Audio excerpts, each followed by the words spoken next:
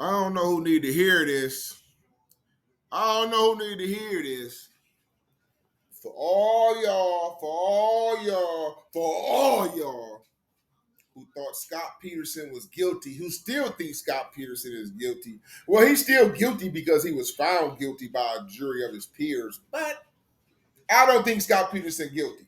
I never did think he was guilty because the prosecutor never proved to me that he was guilty. I mean, they convinced me that he was a hell of a cheater and he's a prolific liar. He lied his ass off, man. But they didn't have any hardcore forensic evidence, man. They didn't have any kind of concrete evidence that said Scott Peterson actually killed his wife and his unborn child. Rest in peace to Lacy Peterson. Rest in peace to Connor Peterson. But I was never convinced that Scott Peterson did this. You understand what I'm saying? I was never convinced. It was too many holes. It was too many other factors that wasn't investigated, like you about to see in this video. But for all y'all that think I'm crazy, that think I'm incompassionate, bro, I got a right to my own opinion, and I think I got a good mind, and I think I'm right, and we're gonna find out when this shit go down. But you heard it from here first. SMG Bird Talk Media. Hit the subscribe button, like, hit the notification bell. Scott Peterson is going to be found innocent. Scott Peterson will be exonerated. Yes, he will. Let's check this video out.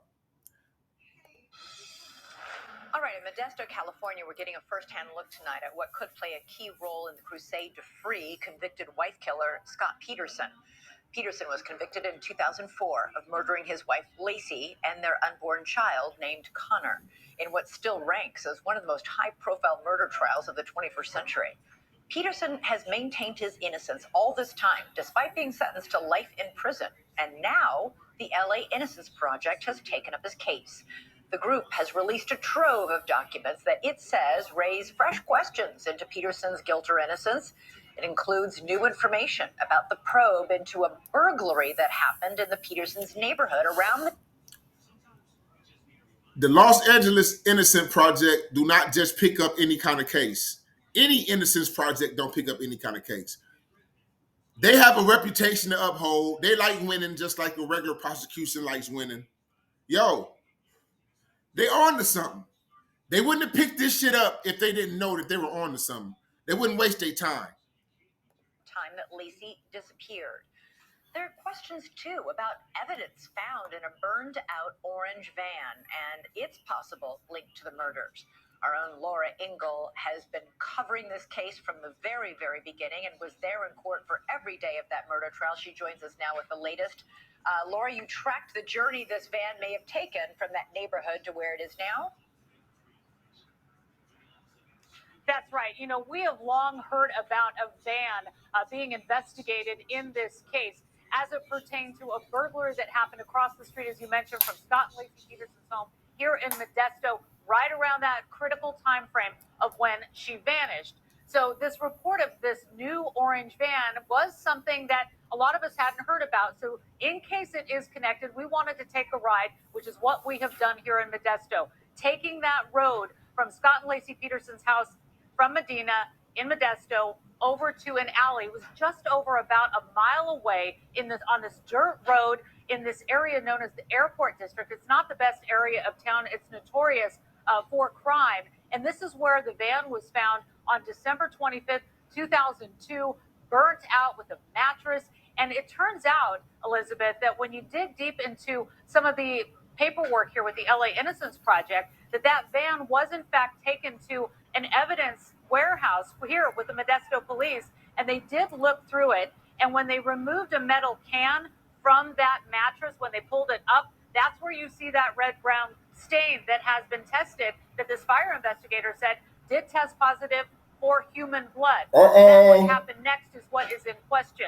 It was tested for DNA, but how far did it go testing for DNA? The LA Innocence Project wants that to be tested out. But it's really interesting to get a boots on the ground look at how close this van was to Scott and Lacy Peterson's home in Modesto. Wow. The differences of the neighborhoods where these two things happen. Elizabeth? Yeah, and just to keep this, to remind our audience, the van was found on Christmas Day. Lacy disappeared on Christmas Eve, the day before. So Whoa! That's the significance of that. So we don't know if anybody ever tested that blood substance on the floor of that van to see if it was a match for Lacy Peterson's DNA.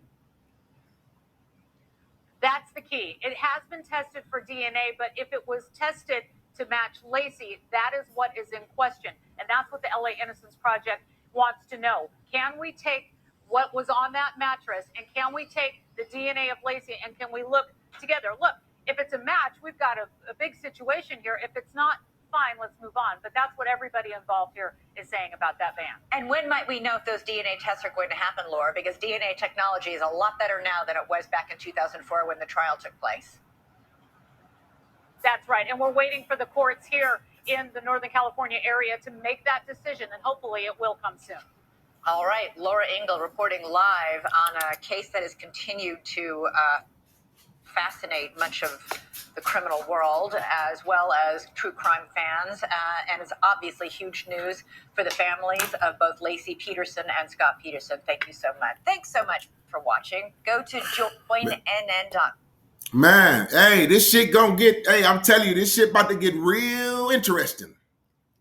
Now, y'all remember I said this. Scott Peterson is going to be found innocent. This DNA evidence is going to exonerate him. I never, ever was convinced in 2002 and in 2004 that he was guilty of murdering his wife and unborn son. No. All the prosecution proved was that he was a cheater and that he can lie his motherfucking ass off. No concrete forensic evidence pointed towards Scott Peterson. The boat, the size of his boat was not big enough to carry him and a pregnant woman. They said that if he would have carried Lacy's body inside that boat out to where the body was found, that his boat would have took on water and capsized. You understand what I'm saying? It would have capsized and it would have sunk. So, with that being said, it's more to the story. It's more to the story. It is 2024. This shit happened in 2022. Went to trial in 2002. No, I'm sorry. Fuck. The crime happened in 2002. The case went to trial in 2004. I'll be damned. It's been 20 years since this fucking case was tried. This man possibly did 20 years of his fucking life in prison, and he wasn't even a fucking killer. This is fucking ridiculous. Now, for those of you that think I'm crazy, fuck you, you idiot, you're incompassionate, he did it. Yo, I'm gonna tell you like this. You have never been to prison before. You have never been in any kind of trouble. You have never been convicted of any kind of crime, because if you had, you would understand and you would want everything to come out. You wouldn't be so quick to judge. You understand what I'm saying? Because you don't know anything about the criminal world. You don't know how this shit works. So you're quick to judge. But I'm telling you now, this man deserves a fair trial. This man deserves his trial to be reopened and all this new or old evidence to be looked at. This man deserves to not be judged because he was a cheater and a liar. Y'all like, subscribe, hit the notification bell, man. Hey, leave a comment, man. Let's talk about this shit. Let me know what y'all think. Hey, is Scott Peterson guilty? Will Scott Peterson be exonerated? I think so. SMG Bird Talk Media, y'all. I'm out. Y'all know what it is.